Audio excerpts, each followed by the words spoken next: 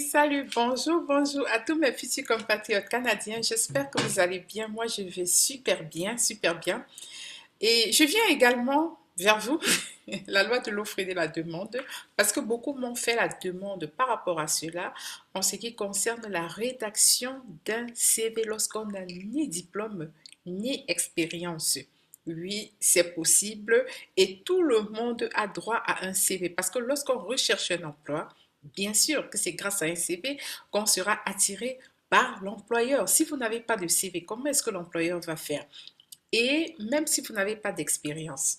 Donc ça, c'était le thème du jour.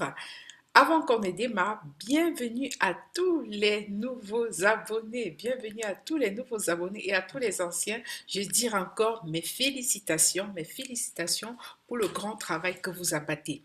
Donc, suivez la vidéo pour les nouveaux abonnés. Sinon, vous n'allez pas recevoir de nouvelles pépites. Abonnez-vous, activez la cloche de notification, suivez la vidéo. Merci de cliquer là pour vous abonner. N'oubliez surtout pas d'activer la cloche de notification. Vous cliquez sur toutes. Et une fois après avoir cliqué sur toutes, merci de liker. Et n'hésitez pas également de cliquer là pour partager sur Facebook ou bien sur WhatsApp ou sur tout autre réseau social. Et pour la suite, je vais vous montrer, n'oubliez pas toujours d'aller dans la barre de description. Comment vous allez dans la barre de description? Vous voyez là, c'est mon logo, mon rêve canadien. Et vous voyez ici, c'est le début de la barre de description. Vous cliquez juste plus. Et lorsque vous cliquez plus, voilà, j'ai mis tous les détails. Comment faire votre CV?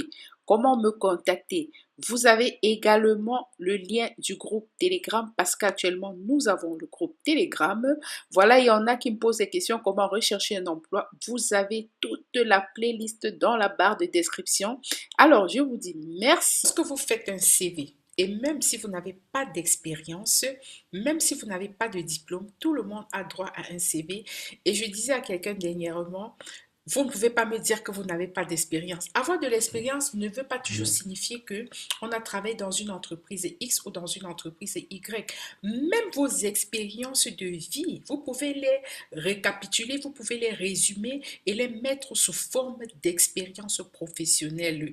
Vous n'avez pas vécu, je ne sais pas, en autarcie, vous n'avez pas vécu dans le coma. Quelqu'un qui a été dans le coma pendant 30 ans, après avoir eu ses 2 ans, donc il a 32 ans, il a fait 30 ans dans le coma. Ça, c'est clair qu'il n'y a pas d'expérience.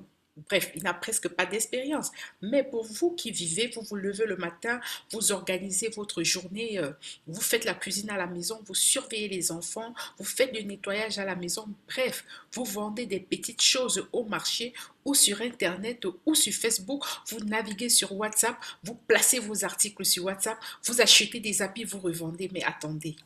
Comment est-ce que vous dites que vous n'avez pas d'expérience professionnelle? Ok? Donc, alors, je vais vous montrer un exemple bien précis d'un CV pour quelqu'un qui n'a ni diplôme ni expérience professionnelle. Et encore, je vais dire que quelqu'un n'a pas de diplôme, je trouve que c'est une sorte d'abus de langage parce que tout le monde quand même a même fait l'école primaire, hein, ok? Tout le monde au moins a fait le CP, le CE1, le CM2, tout le monde a fait cela. Donc, quel que soit votre niveau d'études, vous pouvez le mettre dans votre CV, s'il vous plaît. Quel que soit votre niveau d'études, vous avez le droit de le mettre dans un CV. Un diplôme ne veut pas tout seulement dire que ouais, c'est parce qu'on a une licence qu'on a un diplôme. Même le diplôme d'études primaires est un diplôme. Même ma mère a le diplôme d'études primaires. Même ma mère peut se faire un CV qui n'a pas de nom, quoi, qui n'est comparable à aucun CV parce que de un, elle sait s'occuper des enfants, elle sait bien organiser la maison, elle sait faire la cuisine. Là, c'est déjà une expérience professionnelle. Alors, c'est à vous de comprendre que même si vous n'avez pas été aux études, vous avez votre place au Canada. OK? Donc, on y va. Alors, voici notre exemple de CV. Je ne sais pas si je vais le mettre sur mon site internet.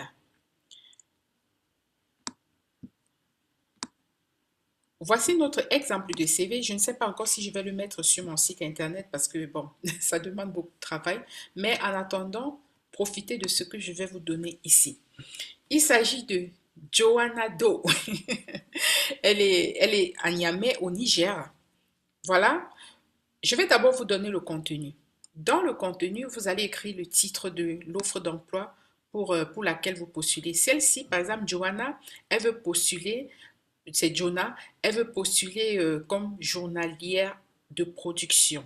Mais elle n'a pas travaillé comme journalière de production, mais il se trouve que au Canada et même dans les pays, dans tous les pays, hein, on fait ce qu'on appelle le transfert de compétences. Parce que vous avez eu à travailler dans un poste, peut-être comme vendeuse au détail, peut-être comme gardienne d'enfants, alors vous pourriez également travailler comme journalier de production. Ça ne demande pas d'être un génie, hein, mais au moins ça demande que vous fassiez un bon CV où vous vous présentez, où vous savez vous vendre. Elle commence par dire travailleuse méticuleuse et soucieuse du détail. Ça, c'est clair. Nous tous, ceux qui travaillent, des femmes de ménage, quand vous êtes à la maison, vous occupez des enfants, vous êtes méticuleuse. La majorité, fort d'une connaissance approfondie dans la gestion des stocks, est capable de mener plusieurs tâches de front en faisant preuve d'une grande résistance au stress. Là, que ce soit papa, maman, quand vous gérez les enfants, quand vous gérez la cuisine, quand vous gérez l'école, quand vous gérez ceci et cela, vous êtes capable de mener plusieurs tâches de front en même temps. Ah, ok, donc on n'est pas toujours obligé d'être dans une grosse entreprise de comptabilité, d'être un médecin, non. Vous également, qui êtes assis, qui vous dites, voilà, je n'ai pas d'expérience, non, vous êtes capable de mener plusieurs tâches de front en même temps et en faisant preuve d'une grande résistance au stress. N'oubliez pas, surtout, quand vous finissez le titre, n'oubliez pas de parler de vos langues parlées. Désolée pour la tautologie. Les langues parlées, si vous parlez le français et l'anglais, au Canada, c'est très demandé. Vous allez mettre les deux langues. Après, maintenant, ça dépend le poste pour lequel vous postulez. Parce que si vous postulez juste comme journalier de production et que vous parlez l'allemand, si on n'en a pas besoin, ça ne sert à rien.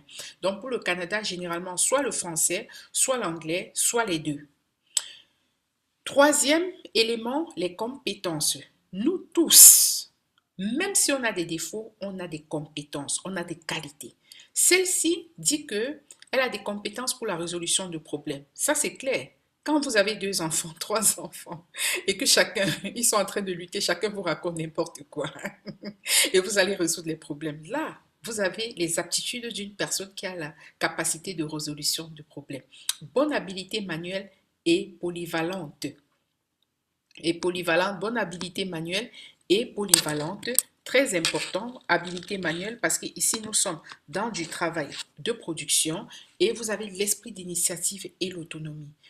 On n'a pas besoin de vous dire ce que vous devez faire, vous savez déjà ce que vous avez à faire. Capacité de se tenir debout pendant une longue période de temps et de soulever jusqu'à 30 livres. 30 livres, c'est environ 16 kilos, si on peut dire ça comme ça, sans aide. Parce que souvent, vous soulevez deux enfants en même temps, vous mettez dans la poussette, vous soulevez les sacs de macabo et ainsi de suite. Donc, essayez toujours de revoir dans votre vie comment vous pouvez récupérer des expériences et les transformer en expériences professionnelles.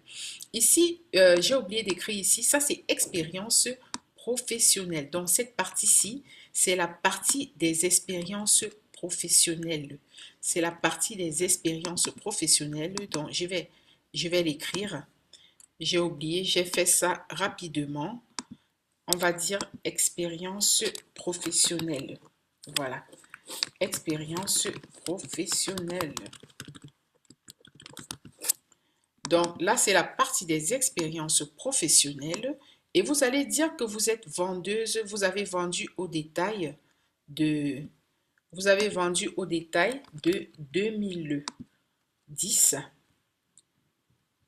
On va mettre de 2011 hein, ou 2010. On va dire mai 2010 à aujourd'hui. Donc, depuis, vous êtes vendeuse au détail parce que là, oui, vous avez de la famille, mais vous essayez de vous débrouiller et vous devez transformer ça également en expérience.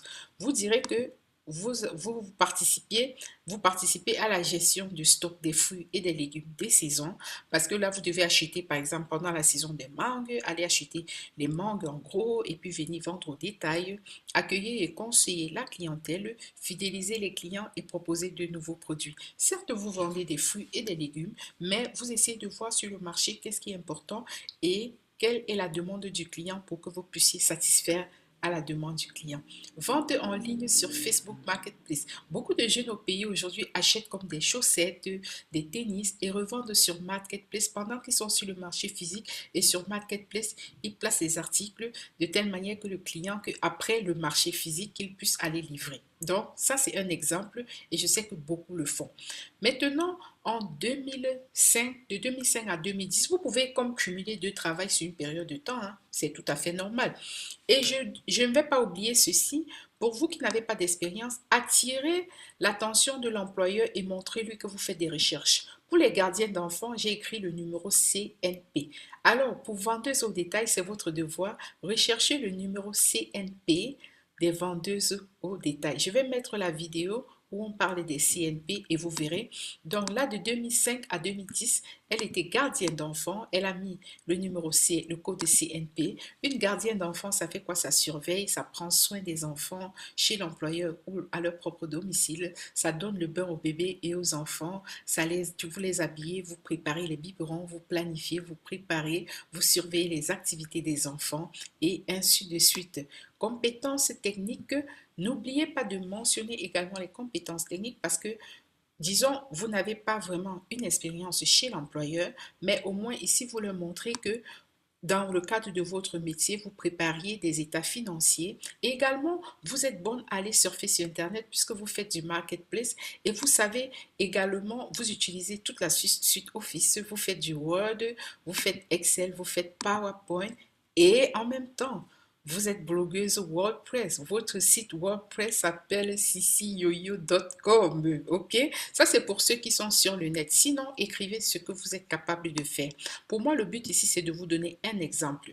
Formation de 2001 à 2004, vous avez le secondaire, vous avez fini le secondaire 4. Le secondaire 4, c'est niveau troisième. Et si vous n'avez pas fini, si vous avez fini au CM2, vous mettez CE1, vous mettez, si c'était plutôt en quatrième, vous mettez, c'est tout. Donnez les informations sur vous. Et c'est très important. Quand vous n'avez pas d'expérience, cherchez le bénévolat dans votre vie. Moi, dans ma vie, j'ai gardé les enfants des autres. C'est le bénévolat, ok? Donc, vous mettez un exemple de bénévolat, même si c'est Jonah et que c'est une fille. Elle a travaillé dans une école de soccer. Elle a encadré et organisé des équipes d'enfants du quartier. Bref, donc voilà. Et dernière chose, et pas des moindres, c'est très important. N'oubliez pas de mettre dans le pied de la page. Dans le pied de la page, n'oubliez jamais de remettre votre nom, votre numéro de téléphone, votre adresse email et numéroter les pages. Très important, très très important. Parce que si vous envoyez votre CV, l'employeur imprime le CV et la première page se perdait. Qu'adviendrait-il? Est-ce que l'employeur pourrait vous retrouver? Donc, n'oubliez pas cela. Je vais récapituler. Lorsque vous faites un CV canadien, n'oubliez pas le nom, n'oubliez pas le numéro de téléphone, l'adresse email, la ville. Vous n'avez pas besoin de mettre votre âge, vous n'avez pas besoin de mettre de permis. Si seulement on a demandé que vous allez être, si vous postulez pour un poste de camionneur, conducteur de bus, ça c'est clair. Mais voilà juste les 4 informations qu'il vous faut. Nom, numéro de téléphone, adresse email et où est-ce que vous vous trouvez. N'oubliez pas le titre du poste. Et puis, vous mettez la langue. Très important. Vous donnez un peu de détails sur vos compétences, les expériences professionnelles. Et au Canada, c'est très important, les bénévolats. Très important. Cherchez dans votre tête. Cherchez dans votre tête. Bénévolat. Et dernière chose et pas des moindres, pied de la page, toujours écrivez votre nom. Au pied de la page, toujours votre nom, numéro de téléphone, adresse email et numérotez la page. Numérotez la page. Donc voilà, c'est ce que je voulais partager avec vous. Et il y avait certains qui me disaient, est-ce que je peux transformer mes expériences personnelles en expériences professionnelles? Oui et non. Il y a des employeurs ici qui vous demandent des justificatifs. Moi, ce que je dirais, vous ne perdez rien. Vous dites à l'employeur la vérité. Vous dites, écoutez, je n'ai pas de preuve de justificatif, mais je suis capable de le faire et je porte beaucoup d'intérêt à ce travail-là.